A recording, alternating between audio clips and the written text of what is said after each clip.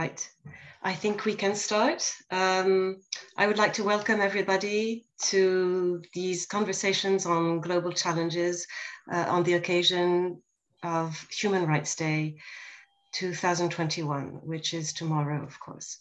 Human Rights Day is one of the most ancient of the international days commemorated by the United Nations. And we are very happy today to have the partner to the program for academic and of the and last CPS, who are going to speak in these crises, but perhaps at the same time, paradoxically, they are per se overlooked or neglected. They are embedded in the climate crisis. They have been starkly underscored by the COVID crisis that we are still going through.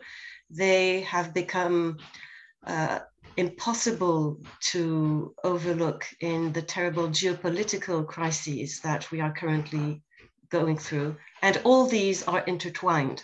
The health crisis, of course, the climate crisis, having considerable enhanced impact on all the other ones. So I would just like to give the floor to our main moderator, Paul Hayes, and end my own presentation. By the way, I am Emilienne Bannett, Vice President, International Relations at Université PSL, and very happy to be hosting this for all our presenters. So I would like to end with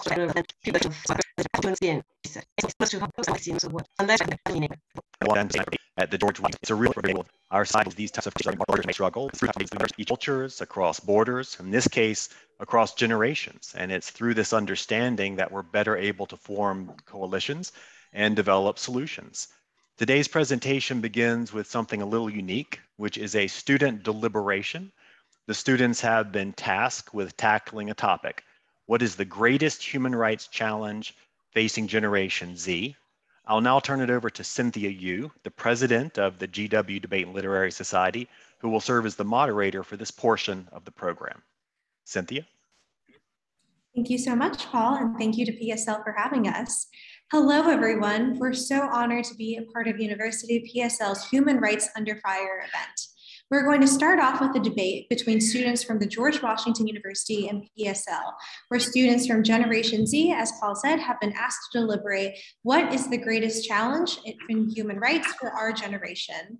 Our first speaker is Esther Suzanne, a sophomore geosciences student who will speak about climate change. Esther, the floor is yours. Thank you, Cynthia. I'd like to begin with a narrative by Christian Neves, a Puerto Rican community organizer whose work to build resilience in self-sufficiency for her community ever since failure and her loved ones isolated and endangered. Quote, on September 19th, 2017, at 11 p.m., we were awakened to the sound of exploding glass. We were in our home at the hills of Mariana in Puerto Rico, just a few miles north from where the eye of Hurricane Maria had created a landfall. When we emerged from our hideout, we couldn't believe our eyes. Everything looked like a bomb had exploded. We were shocked and displaced. With most of our belongings permanently damaged by water, we sought shelter in my husband's cousin's house next door. 3 days later, we realized no help was coming and we were our only hope.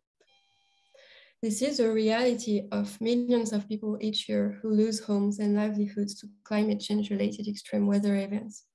And this has been the reality over the 50 years of the 115 people that have each day lost their lives according to the World Meteorological Organization.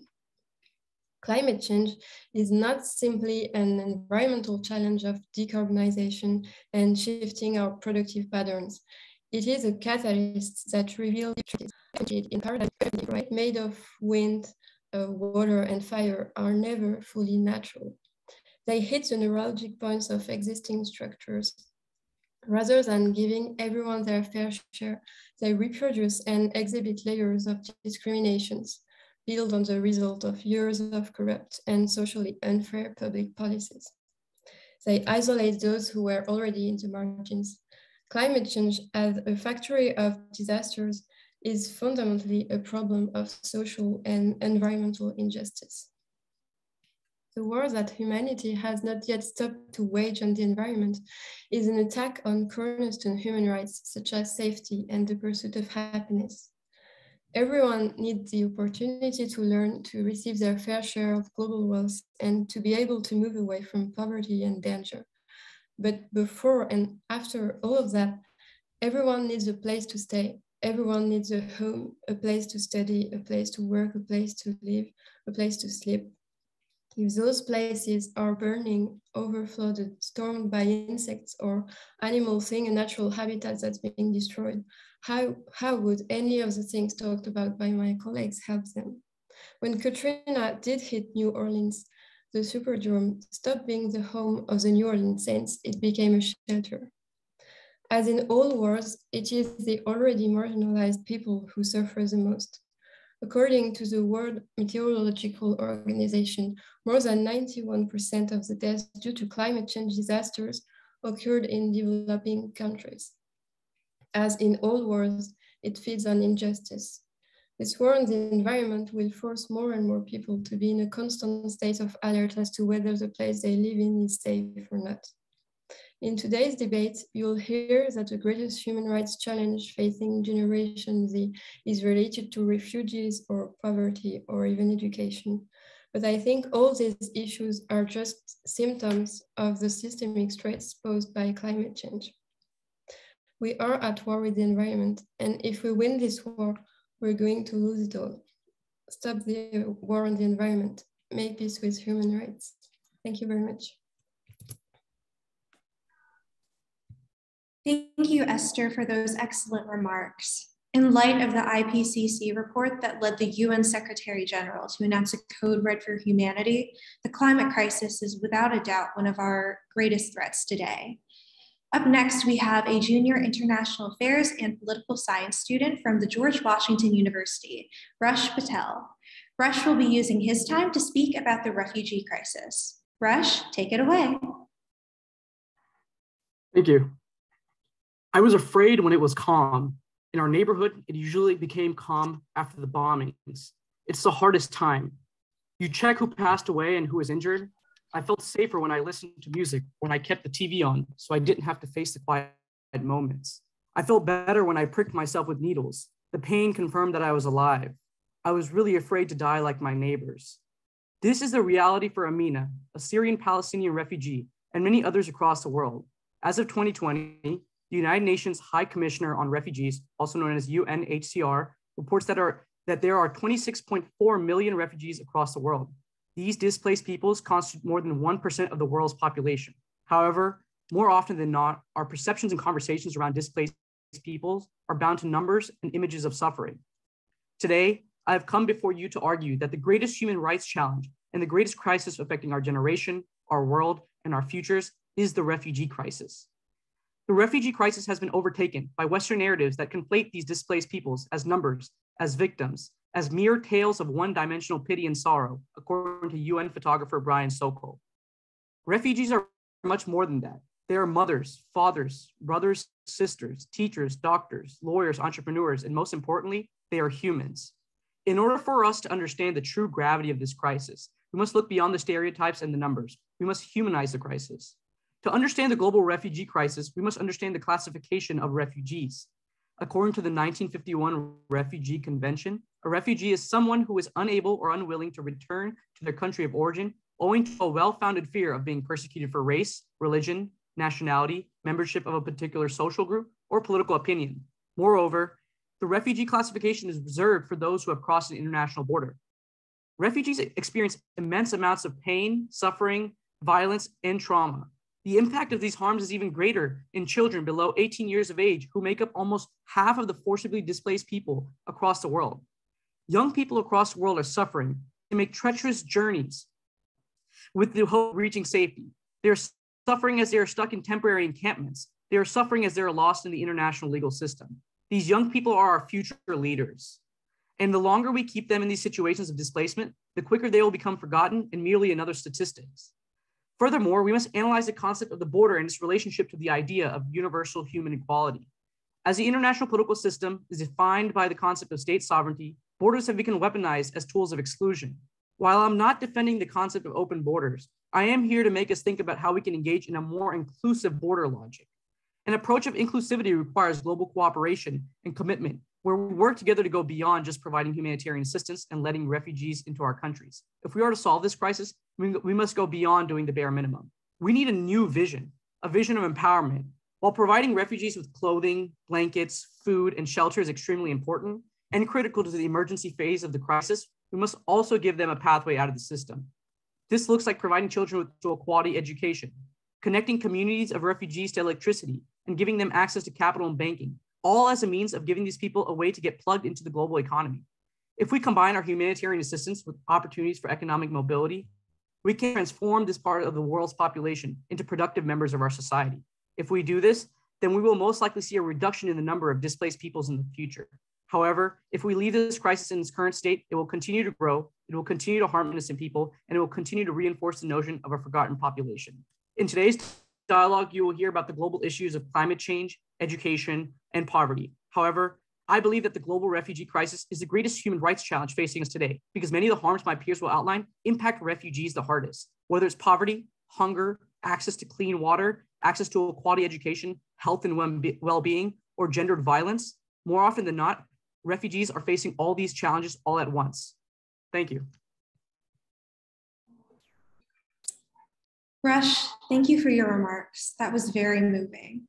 Especially as we discuss human rights, we must ensure that every person, regardless of status, has the right to dignity and respect. This is critical to attaining progress in our world. And speaking of critical progress, up next, Xavier Alessa de Aragon, a biology graduate from PSL, will discuss education. Hello. I want to thank again Rush for his speech, because from his speech, there is a lot I agree on. Mainly the fact that we need to humanize people, and that human rights are improved when we humanize people again. And the difference is that I see it under the prism of education. I think that education is the key to solving many issues, including the issue raised by my comrades, including Rush with the issue of refugee and migrant crisis. What if you were forced to play a game where you don't know the rules and you have no idea what's going on? As a European, a few years ago, I learned about American football. And since this is a Euro-American event, I thought it would be a great example. When I first learned about American football and I started playing it online, I got destroyed because I had no idea what were the rules. And so I had no chance of winning. And the idea is that for a lot of people, this is their reality and this is what they are confronted to. They cannot score a touchdown because they don't know what a touchdown is. And when I was a kid, we were playing football and I had a friend, Maxence, and he was not good at all. He couldn't score a goal. And people started to lose more and more respect with him, to get more and more frustrated as he displayed very poor levels of play. And by respecting him less and less, people start to see him less and less as a human being. And overall, at school, even outside of the football field, they started to respect him less, to abuse him more, and it led to a process of dehumanization, who ends with an erosion of human rights. Because as my friend Morgan reminded me, human rights are for human. It might seem trivial, but to me, it is one of the key to preserving human rights and one of the key of the challenges to human rights. Education is the key because it will humanize people and then help them to defend their human rights and to be considered as human again. And thus, the widening educational gap that we are facing is the greatest challenge on human rights for me that Generation Z is facing. Because those on the wrong hand of this gap will be considered more and more replaceable. And they will be considered less and less humans and more as replaceable labor. And human rights are for human. And thus, once this start to be considered less and less human, their human rights will be less and less considered. Environmental issues are real.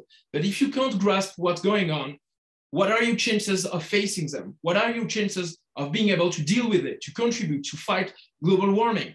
the start of the fight to climate change started with scientists being able to understand what's going on, to be able to understand how we can deal with it and how we can tackle this. And about the refugee crisis is a huge deal. But as Rush told, some of the refugees are doctors. And you can't overlook, in Germany, for example, Syrian doctors were welcomed with open arms, whereas refugees with less education, considered less able to produce and contribute, were turned down. So once again, on this issue, education played a pivotal role into human rights. So the idea is that human rights is kind of the quarterback, education is kind of the quarterback to human rights. And it was said by many people, including famous Harvard economist R.G. Barrow, who showed this, who showed that education is the path that countries in development can use to reach other countries, to develop and to expand significantly. And as famous human rights and author Victor Hugo said, when you open a school, you close a jail.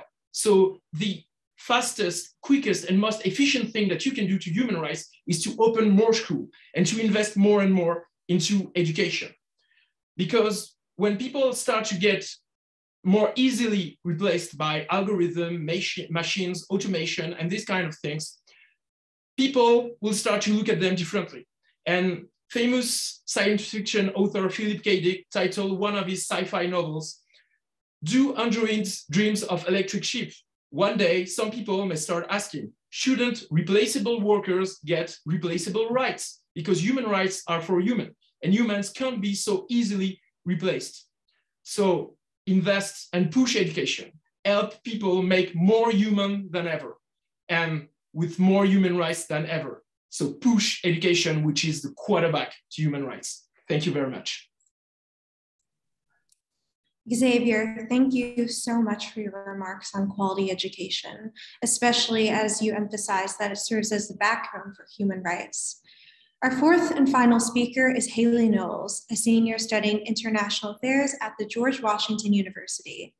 Haley's position is that poverty is the greatest human rights challenge facing our generation. Haley, the floor is yours. Thank you, Cynthia. Prem Chand came to New Delhi 10 years ago with big dreams, migrating to a major city to make a name for himself, start a small business, and get married. However, he had never been able to go to school, and since he's moved, he's struggled to find work that supports him.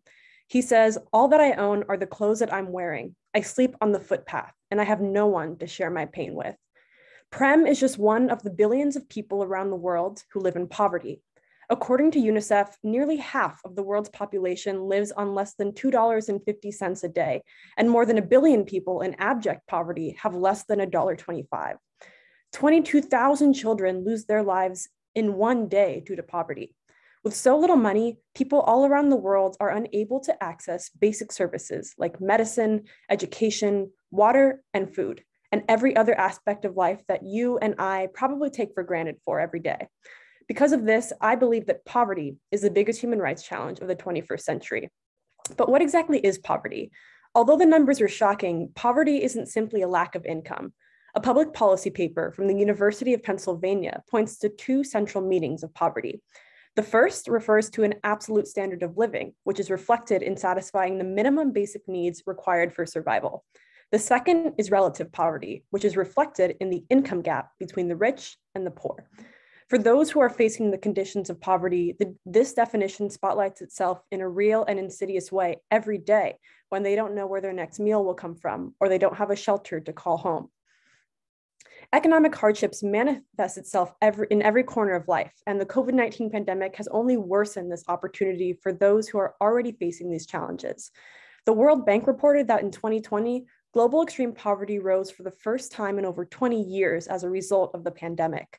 And it's likely that COVID is only a glimpse into a potential future of disease and climate disasters, showcasing the present danger of poverty increasing exponentially over time.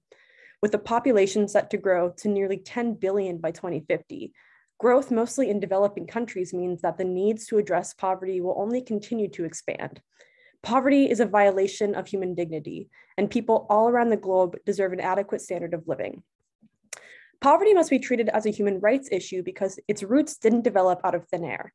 Colonialism consolidated poverty in developing countries through practices of exploitation, corruption, and injustice.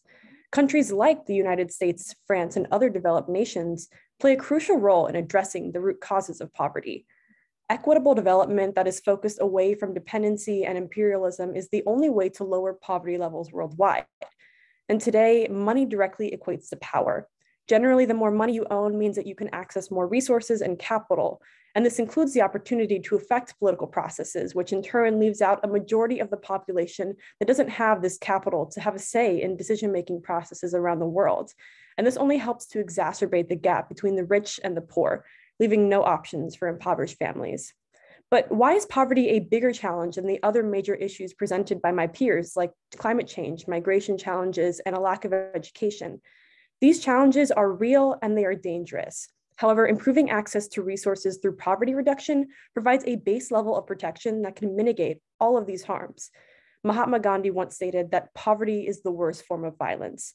With an increased standard of living, people will be better equipped to prepare for future climate disasters or to be able to access basic education in their cities, for example, making poverty a foundational issue before all others. Until the root causes of poverty are addressed, human rights will constantly be at risk, and impoverished individuals like Prem Chand will have nowhere else to turn. Poverty is the biggest human rights challenge today because its very essence threatens political stability, social harmony, human dignity, and justice. Thank you. Thank you, Haley. And thank you to all of our debaters for your insights, to our audience for your attention, and to PSL again for inviting us to speak. We've heard today several perspectives from Generation Z on what they believe is the greatest human rights challenge. On my end, this year, I've had the opportunity to serve as the U.S. Youth Observer to the United Nations. And in my role, I was able to conduct national consultations with thousands of young people to hear about the greatest issues our generation faces when it comes to our future. What I have found is that U.S. youth see SDG 13, climate action, as the top global priority. And what I've observed is that youth leaders around the world are at the forefront of taking actions for all the issues we have discussed today: the climate crisis, helping refugees, ensuring quality education, and ending poverty. Each day, young people carry forward a torch for a better tomorrow. And with every step, we come closer to a more equitable future.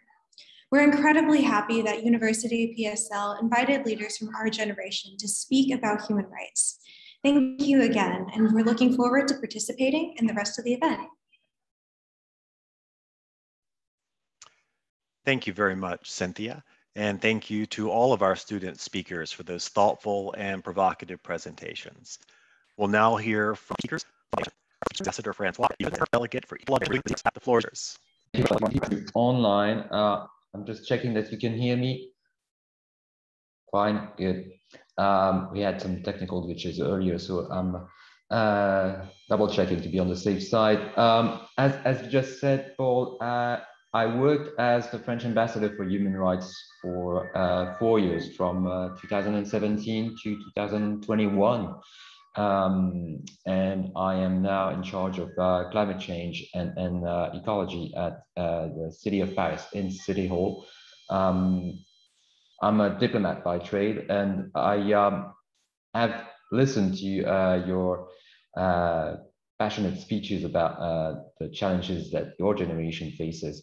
And I would say that I agree with most of what you said. The way I see it and the experience that I've learned from working on human rights and now climate change over the years has been that these are clearly intertwined challenges, and that you can't fight one without fighting the other.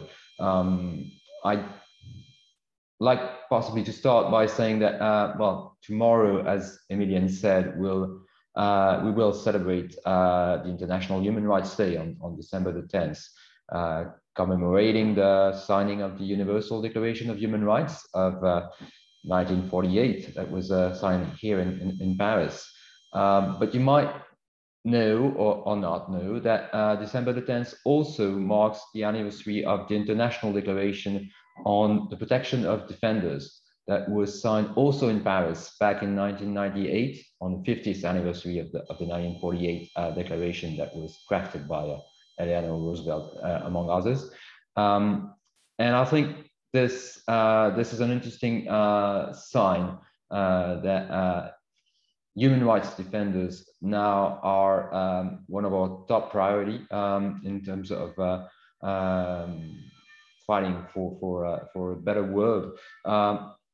And indeed, I mean, I use the word celebrate, it might not be the right one, as we have witnessed in recent years a number of attacks against those defenders.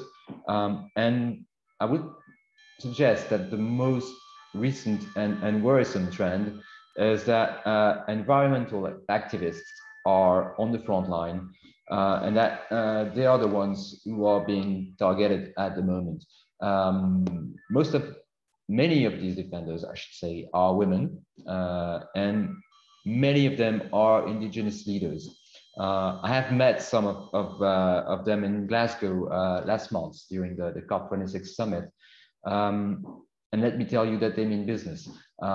We've heard impassioned speeches by leaders such as Vanessa Nakate from Uganda, talking about the rights of her community or city being threatened by meager projects run by the French company Total. For instance, we've heard from Alice Petazzo from Brazil on the disappearing forests and rivers that used to shelter a community. And I think they've made the difference by speaking out in Glasgow to world leaders about those issues. And it's quite brave of them. They're very young, like you are, and and I have to say they were impressive. Sorry.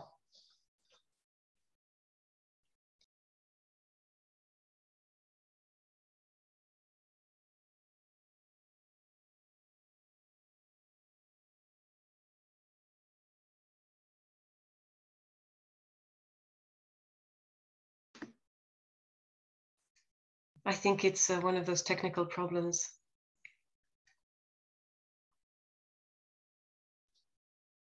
Sorry, back online. You couldn't call it technical, yes. Un chat dans la gorge en français. So I just wanted to say, I really believe these young activists have made a huge difference in Glasgow. Glasgow as such was not a success. Let's face it. But I think this new generation is taking over, and that they're the ones who might come up with the right solutions, but they are in danger, and this is where environmental issues and human rights meet. Because in the face of the global climate breakdown, of destruction, flooding, these people are peacefully protesting, organizing, advocating for an environment that they can live in, and for climate justice. So basically, they are defenders of the earth as well as of human rights, and they put their lives on the line. And more than ever, I'm afraid they are at risk. I've worked with a British NGO, which is called Global Witness, and they record the number of attacks against environmental defenders each year, and document them. And their assessment is that ever since the signing of the Paris Agreement here in 2015 on climate change, 4 environment defenders have been killed each week, and the number is rising. I think one of the most well-known cases of blatant murder of an environmental activist was the case of Berta Cáceres. You might have heard about her, or you might want to know more about her life. She was an indigenous leader in Honduras in Central America. and she won the Goldman Environmental Prize for a grassroots campaign involving her community in fighting against major companies threatening the land that they live in. And she was murdered in March 2016, 5 years ago. And each year we remember her death. There's been an inquiry into this murder. It's not closed yet, but we've learned that for a fact that she was on the hit list of the special, by the way. So this goes to prove that we are all in it, and that this concerns us all. According to Global Witness, last year, 2020 was the deadliest on record, according to their to their estimation. They have estimated that 227 people lost their lives just for standing up for their land in 2020. And like I said, the numbers are rising. Latin America tops this sinister tally, with Colombia being the most dangerous place in the world for environmental activists. There were 65 murders in 2020 in Colombia only. And on this list, you can find Mexico as well, Brazil, of course, but also countries in Africa, such as the Democratic Republic of Congo, or in Asia, such as the Philippines, which are the second most dangerous place for environmental activists in the world. So this is a global trend that we are facing, and my belief and my that we need new tools if we're going to stand up again. The interesting debate in recent years has been about the creation of a new crime that would be called ecocide. And it's something that was discussed at the national level here in France. We've had this debate. Should there be a crime of ecocide, a crime against the environment? And we are starting to see it coming at the international level. There was a very interesting study led by Philip Sands, who's a leading advocate on human rights and the QC in the UK, working for the firm called Matrix, and they're doing a great job on human rights. And he has worked a lot on the notion of genocide, and he has now come to the conclusion that we should define a new crime akin to genocide, and that would be ecocide, and that it should be part of the International Criminal Court rulebook, and that we should change this rulebook to take into account this new trend. So that's one fight that I think would be worth getting involved into, getting a new major international crime to be recognized by the international community. And of course, this is going to be an uphill battle. And, I mean, the US and China and Russia have not even yet signed the ICC treaty. So there's a lot of work to do, but certainly one that I would suggest as they region to feed them as it used to be, and we don't have any solid estimation of what of the numbers that are involved, but by the estimation of Jean Jouzel, who is the French vice president of the Intergovernmental Panel on Climate Change, it will possibly by 2040 amount to 150 million people. So that's just the scale of the crisis we're facing. So to start with, we should name them, we should see them, and we should start working with them. We've started a study with the city of Paris, as the government will not recognize these refugees. We felt that cities should do their bit, and I think this is the right level, because most of these refugees will come to big cities like Paris or like Washington or New York in the US.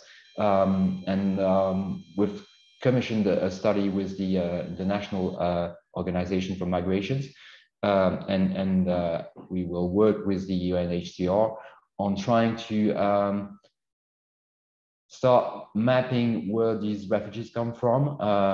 Some of them will come, like I said, from Africa or maybe Asia or Latin America, but also some of them will come from Europe, from southern parts of Europe that are threatened by climate change. New territory for us to work on, and one that I believe will be a major issue in coming years. So if you're interested in getting involved in finding for human rights, this is an area I suggest you could also look into. So this is what I wanted to tell you. I'm sorry about the technical and other glitches, but I'd be happy to answer any question that you have on these issues. And I really, like I said, believe that you can make a difference in tackling those global challenges. And I'm happy to see that you've started already. So keep on the good work. Thank you very much, Ambassador. Certainly, it would not be a Zoom conference if we didn't have at least a few technical glitches. Thus far, we've all managed to unmute ourselves successfully, however, before we begin to speak. So let's consider that a victory for the day. I certainly think it's notable that the more people you talk to in this field, the more research you do, the more that environmental justice appears to be emerging as if not the preeminent human rights issue. That certainly, at least from my sort of outsider perspective, appears to be a shift that we've seen in recent years from 10, 20, 30 years ago.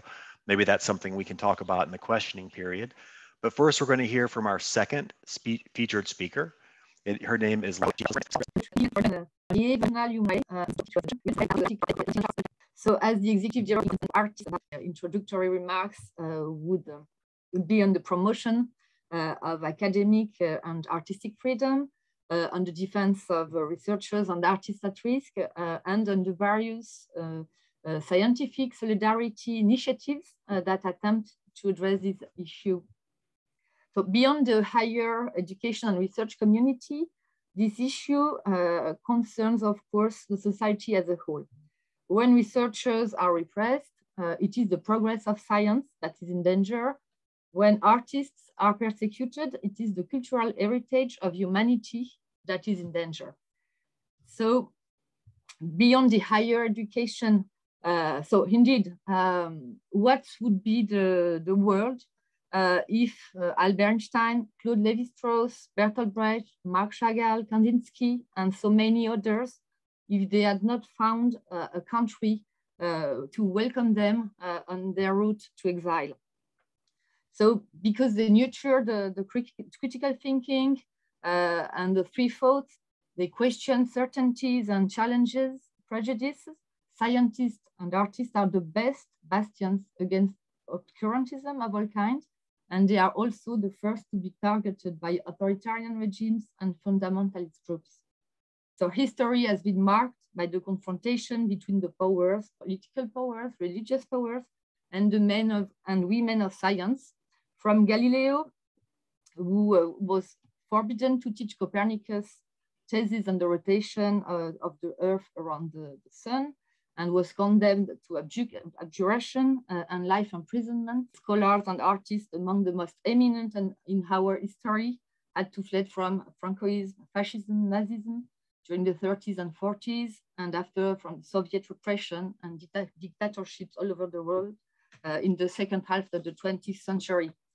In the 21st century, the situation of crisis and persecution persists, and in many places, dictatorship, instability, and conflict are still present. Restriction on academic and artistic freedom are harbingers of the endangerment of democracy and human rights.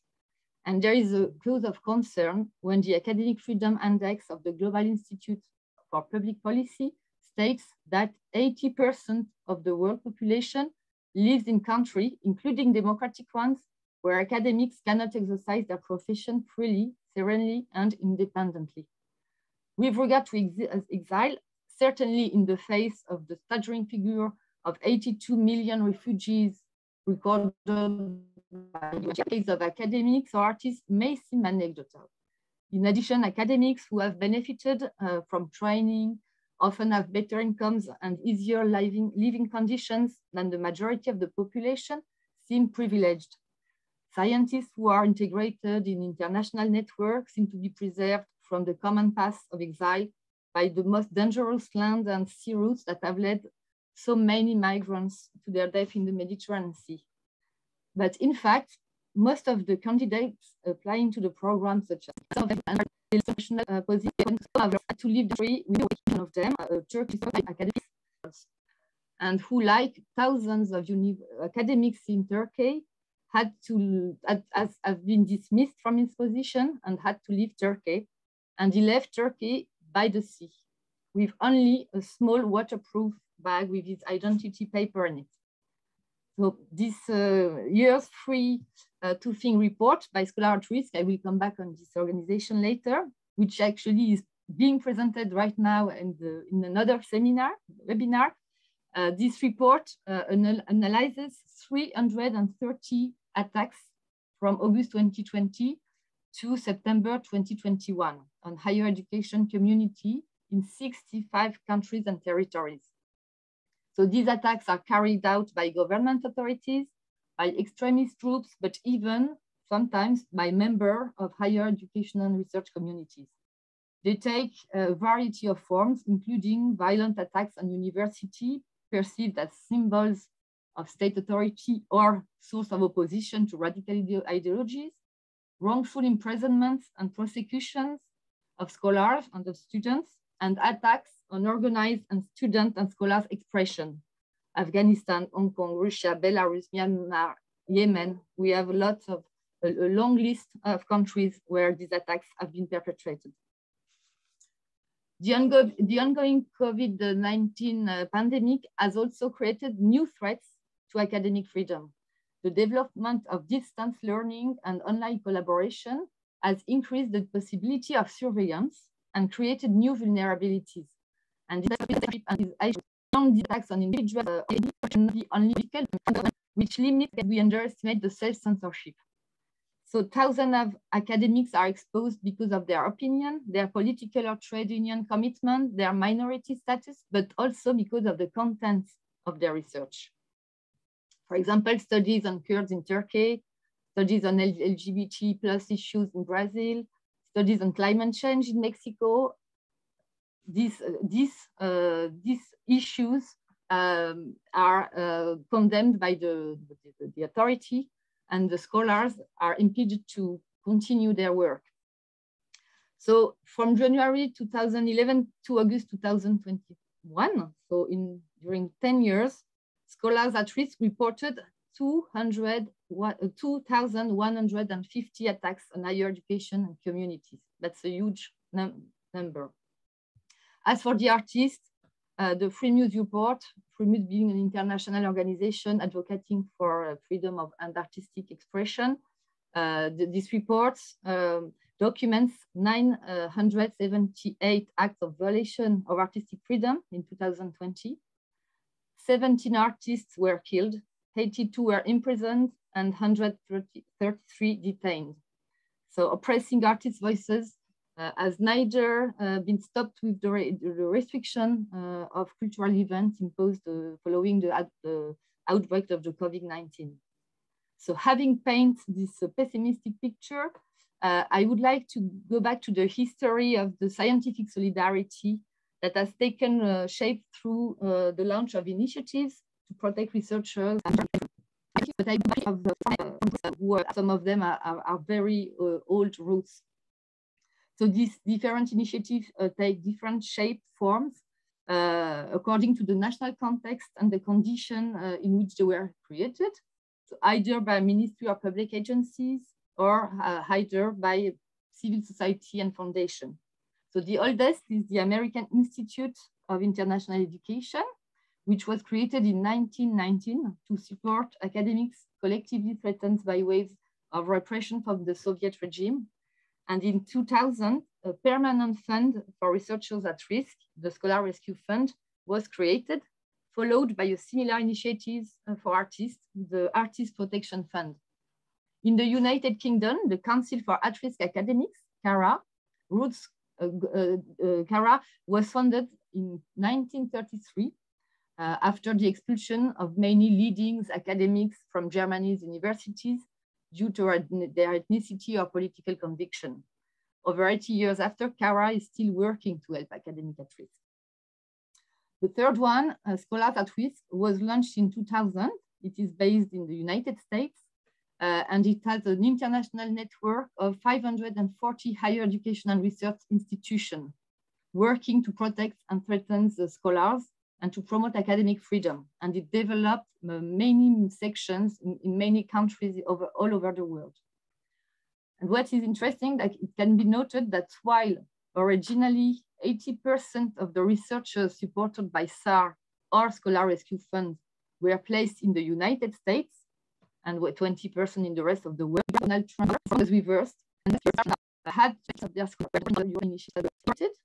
The German Philipp Schwarz initiative, which was developed and launched jointly by the Alexander von Humboldt Foundation and the Federal Foreign Office in 2015.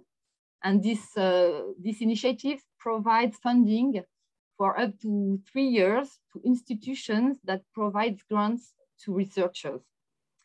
The other one is the POST program in France. I will just develop a little bit on the program I have the luck to animate. The torture and the execution of archaeologists in Syria in 2015, followed by the repression of academics in Turkey, has led to a very strong mobilization of the higher education and research community in France and reaffirmed dramatically the importance and the urgency to hosting scientists in danger. So the POSE was created in January 2017 at the initiation of the Ministry of Higher Education and Research, and it is owned by the Collège de France. This program is a national program which brings together several other ministries, such as Culture, Foreign Affairs, Interior, as well as major research organizations in France. And the program has 3 missions. The program grants funding up to from 1 to 3 years for research institutions in France that want to host at-risk scientists or artists. The program supports them from the time they leave their country of origin until their arrival in France and accompanies them in connection with the host institutions, the social we count of our laureates are women, and it's important to note it. 1/3 are young researchers preparing their PhD. They come from all disciplines, but 2/3 of them come from social sciences and 1/3 from hard sciences. They initially came mostly from Syria and Turkey, but now the program hosts researchers from over 30 countries all over the world, and they are hosted in 100 institutions throughout France. So today, 100 have left the program, and nearly 80 have been able to bounce back professionally, even if it's in the medium term. So they have been able to get a new contract, international mobility. Some of them have been able, but it's a very short minority, to return to their home country. But the protection of artists and scientists cannot be addressed at the national level with programs such as ours, but it must be addressed at the international level. It's a global issue. And that's why the different programs have organized and have launched a new project to coordinate. And actually the Afghan crisis is an example of the necessity for a program to coordinate. After the fall of Kabul, actually, we met several times to share information on the situation on the ground, the steps taken by our governments, and to try to coordinate our different actions for example, by reorienting some researchers to another program for linguistic reasons, for example.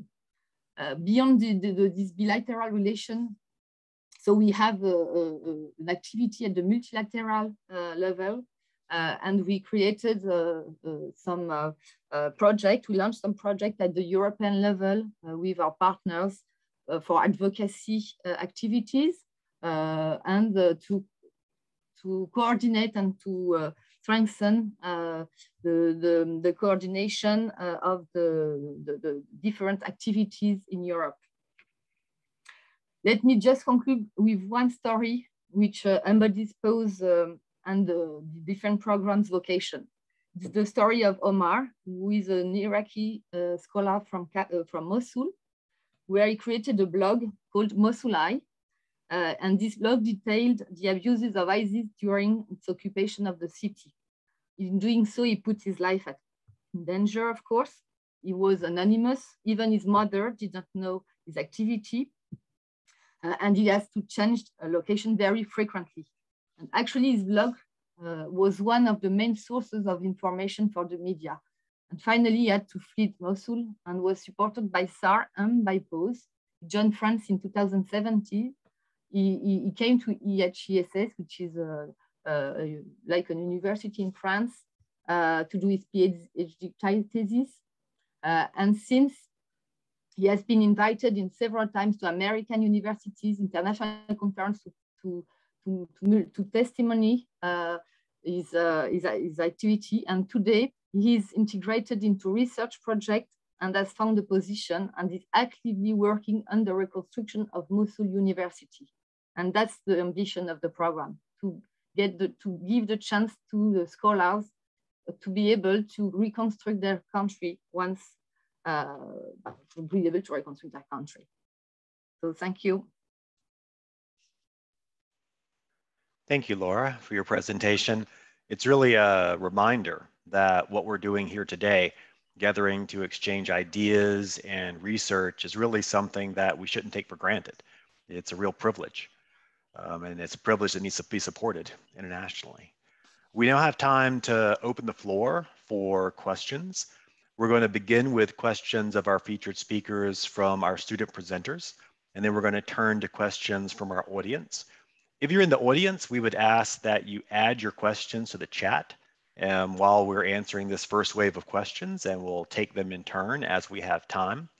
We'll begin with questions from our student presenters, first to the ambassador and then to Laura. Ambassador, we're going to let each of the students ask their questions 1, 2, 3, and then we'll turn it over to you, and you can answer their questions in the why are nations all over the world not responding to climate change effectively and efficiently? And what else can our generation do to curb the climate crisis? Thank you very much also for this very interesting and very insightful and quite detailed talks. It was super interesting. I have a question for the ambassador. With border crisis in Ukraine worsening each day, how can we try to uphold human rights, avoid a potential war? And also, since both sides are always accusing each other of various things, and information coming from these places is very complex, how can people assess what is really happening, and also in terms of human rights violations? Thank you very much. Ambassador? Thank you very much for your questions, and I'll try and answer them as shortly as I can, because they are important ones and ones that would probably need hours to be taken care of. On Ailey's questions on the impact of COVID-19 on humanitarian aid, of course, it has been huge, and it still is a major roadblock to getting access to the population that are in need of this aid. I would say it's a problem that we've encountered ever since the crisis, the COVID crisis started. borders being closed,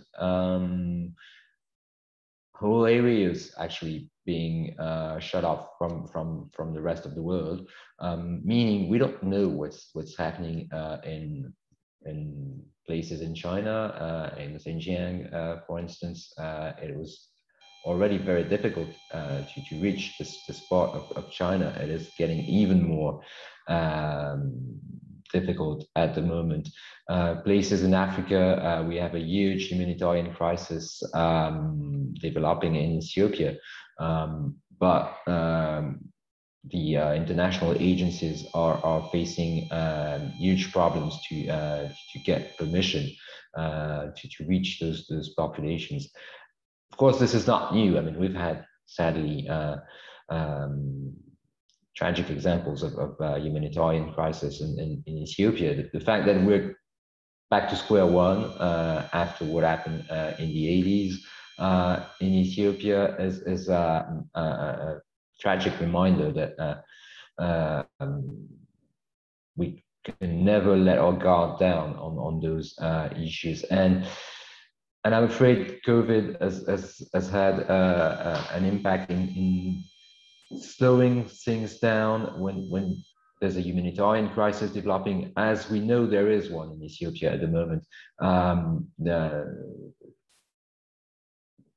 The speed to get there is the most important factor, and even though we have all the means at our disposal in the 21st century to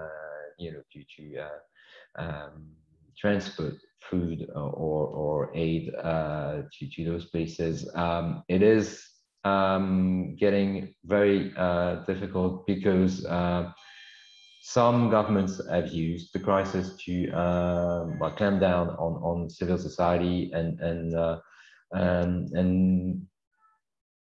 including international NGOs and UN agencies. So that has made their work even more difficult. I can't see any reason to be optimistic as the crisis is lingering, and as we can see a number of worrisome situations all over the world. I would say the most difficult issue now is, well, the crisis itself, a huge divide between North and South, West and East, if you want, on the delivery of the vaccines. And even though the World Health Organization has been trying to monitor and improve the delivery of the vaccines in regions that are unable to produce them and unable to afford them, we can see they're not, the people don't get access to them. So obviously this is a never-ending problem. If people don't get access to treatments or vaccines in places in Africa, for instance, there's a good chance that the virus will keep mutating and that it will come back to haunt us because we have been so far unable to organize this worldwide effort to combat the virus. We've been more or less effective in getting our countries the vaccines they need, but we've been very selfish in the way we've distributed them around the world.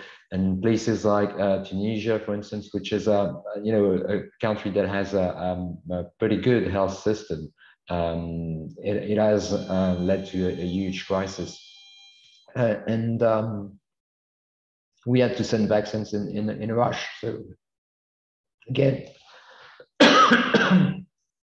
very very difficult conditions. On Esther, questions on why we're not able to come up with a global response to what is at first and foremost a global problem, like the global health warming crisis. Again, we're being selfish. One of the major failures in Glasgow was that, again, the international community has not been able to agree on the level of aid that should be sent to the countries that are most affected by global warming in the south. This is the figure that was often quoted of $100 billion each year. It was decided that we would give this money to the countries that needed to adapt their conditions to global warming. It was decided back in 2016. 5 years on, we've still not been able to reach this level of international aid. So this is something that I had hoped would be dealt with in Glasgow. It has not been the case, and it goes to prove that we, as with the COVID crisis, we limit our scope to our region or country, and we're not able to tackle the global problems. So the only hope I had coming back from Glasgow was, like I said, in these young leaders that have made a difference by speaking out on behalf of their communities. I think it's probably up to them, up to you, to make yourself heard, in the sense that if we keep having the same system that is based on the UN rules in Glasgow, and the COP system is basically a UN agency, so where each country has a right to stop everything. This is led by consensus. If one single delegate opposes the deal, then there is no deal. Obviously, at a time of a huge crisis like global warming or like COVID, we can afford to be international negotiations to be hijacked by a couple of countries, which is what happened in Glasgow again at the end of the conference, when China and India, yes, they are very important countries and have huge populations, but decided that they would water down the agreement on the use of coal. So it probably needs a better coordination effort on the part of the United Nations and the countries that would see themselves as leaders, but it also probably takes different rules if we're gonna have a different result. Otherwise, I'm afraid we will come up with other conferences next year in Egypt and the coming years, and no better results. So I would, having been on the diplomatic circuit for a long time now, I would argue for a change of the rules. We cannot go on with those huge conferences where there are 30,000-50,000 people coming and leaving without any ambitious agreement. This is the kind of failure we cannot afford anymore.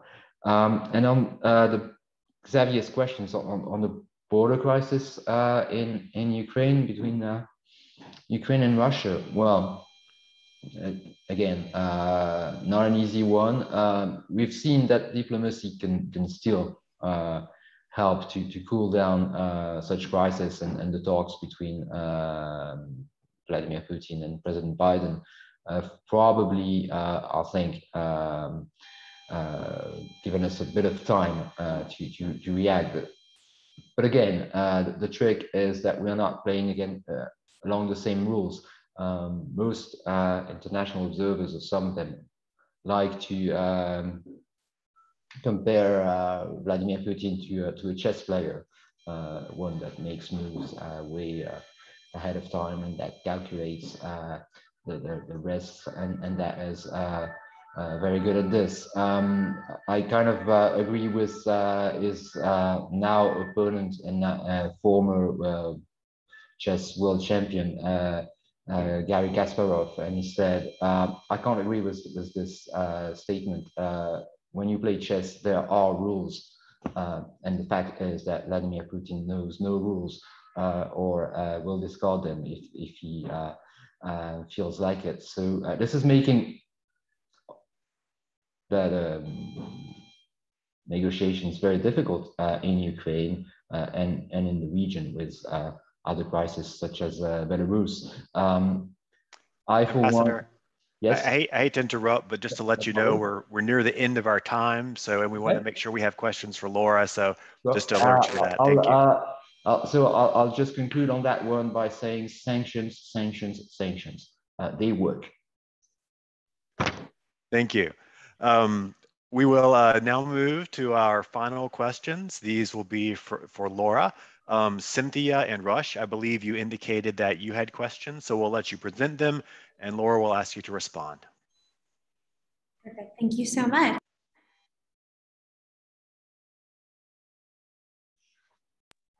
Thank you so much, Paul. Rush, would you like to start? Definitely. So as we consider evolving technologies, what are the new areas of challenges to human rights for scientists, artists, and intellectuals? And what do you foresee as these new challenges in these new areas?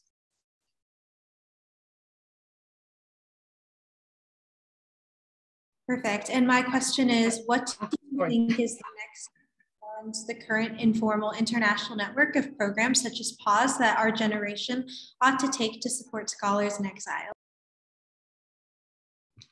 I'm sorry because I didn't hear the beginning of your question because I don't have a very good connection. So can you just repeat your question? I'm sorry. Oh, absolutely. I just wanted to ask, what do you think is the next step beyond the current informal international network of programs such as PAUSE that our generation ought to take in support of scholars in exile? Okay, thank you very much for your question. So considering the first questions regarding the new era of technology, which could be the origin of new vulnerabilities, and we saw that during the COVID crisis, actually, because now as we are doing there and the remote teaching, there are much more opportunities for repressive power to the possibility of surveillance of the contents of the teaching and to put pressure on the students, on the researchers. There is a new notion. I don't know if I will remember, but you know the intrusion in Zoom meeting also. It's the new type of attacks when the teacher is in web classroom. Sometimes they can be, and I have heard about history like that. There can be intrusions by representative, for example, of the states. So this remote new technology could create more, multiply the causes and the attacks from governments, but also from other groups, para-etatic groups, which take control of the digital instruments. And regarding the second question, I would say that the importance and the priority is to get involved and to raise awareness on these issues, because it's true that academic freedoms are sometimes less known. There are other human rights issues, and academics are perceived as privileged. So perhaps in the society, the importance of this these issues and of this cause is sometimes underestimated. So I think that for your generation, it would be very important to learn about this question of academic freedom, to be able to put pressure on governments so that they respect the academic freedoms and artistic freedoms, and protect them from attacks. Thank you so much. Thank you very much, everyone. It really warms my heart, not just to see these conversations occurring, but to see them happening between different generations, as has come up both from our featured speakers as well as our student speakers. Many of these human rights battles, the soldiers at the forefront are young leaders who are putting themselves out there, which I think makes it incredibly important to understand the perspectives and values of the new generation that in many cases is leading this fight. So I thought this was a real phenomenal discussion to pull together our senior speakers as well as our student workers, who I thought did a great job putting together their arguments for today's program. Thank you so much for everyone who showed up here today. Thank you to our speakers. I'll now turn it over to Emilion from our host at PSL for the final word. Thank you, Emilion. Thank you very much, Paul. I agree with you. This is the point of this conversation specifically today was really by the François Croquette and I believe this conversation be completely, I'd like to say two things. First, that I force myself to be optimistic, because without hope, then there cannot be action. But I would also like to tell our young people that we realize the burden, to a certain extent, that we have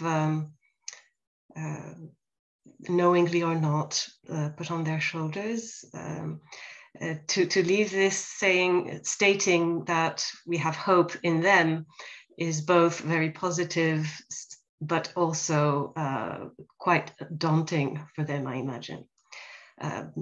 However, in this case, I think we are justified, because the points that you underscored, the climate crisis as #1 priority, or the refugee crisis, or the question of education, or the question of poverty, all these, of course, are interconnected. This is not, unfortunately, a beauty pageant. We can say that all these problems come together and are of equal urgency. But the arguments that you put, I think, really show your ability to tackle them, and so we hope. I don't know if you would like to say a final statement, Ambassador Croquette and Laura Loyac, before we say goodbye to our audience. Well, just a word. Keep on working. Keep on fighting. As I can see, you've started already.